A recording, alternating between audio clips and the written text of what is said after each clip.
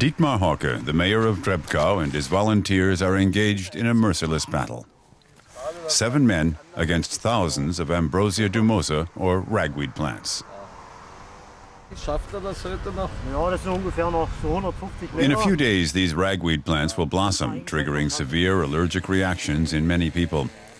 The inconspicuous weed is spreading in the southern part of the state of Brandenburg faster than anywhere else. The state government has put up a paltry 20,000 euros to help fight it. For the area in question, that's really too little.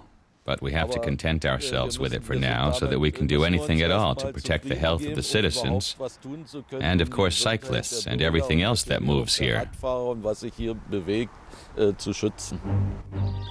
Ragweed is an invasive species native to North and South America. It came to Germany via southern Europe in impure seed. For the past 5 years, it's spread explosively. Now, scientists in Berlin have developed a ragweed atlas that can be viewed on cell phones. It aims to help people recognize the ambrosia plant and alert the authorities so they can eradicate it. But scientists say the atlas alone isn't enough. There are no official remits. Everyone does their best he can in their own area. But it would be better if a law were passed that says, yes, we are fighting ragweed and have to have the money to do so. Wolfgang Funke has been fighting another invader, the giant hogweed, for years.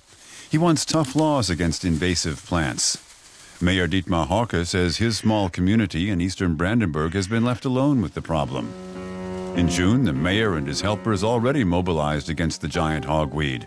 But so far, the hogweed is winning. Everywhere in Germany, desperate people are trying to eradicate the invasive species native to the Caucasus. It threatens native plants, and the juice in its leaves can cause painful burns.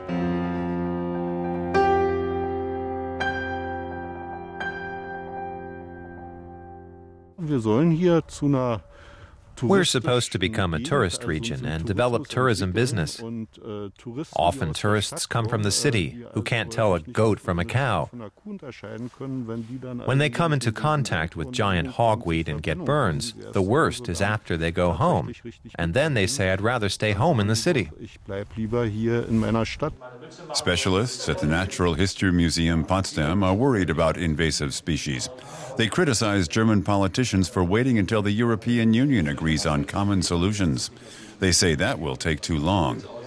Take Japanese knotweed. It grows fast and smothers all life beneath it. Native animals pay it no heed, nor does the German government. Maybe there are other problems. We've had volcanoes erupting, a financial crisis to which the response was rapid. Maybe the politicians don't realize how serious the problem is and what the costs will be if response comes too late. Brandenburg is one of 4 German states that want to stem the increase in ragweed allergies. The German federal government has just revamped its nature protection law.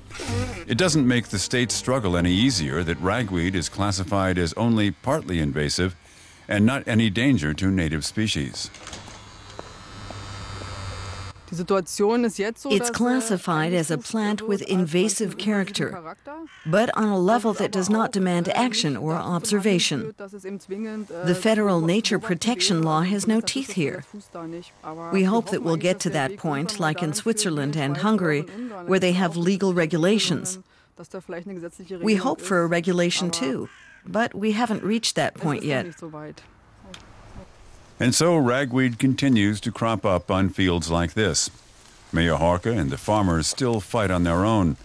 Other countries compensate farmers for plowing their crops under to get rid of ragweed, but Germany doesn't.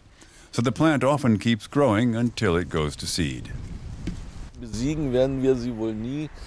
We'll never be rid of it. That's just a pipe dream. But I lose sleep wondering how I can help the people who have to pull up large areas of ragweed by hand.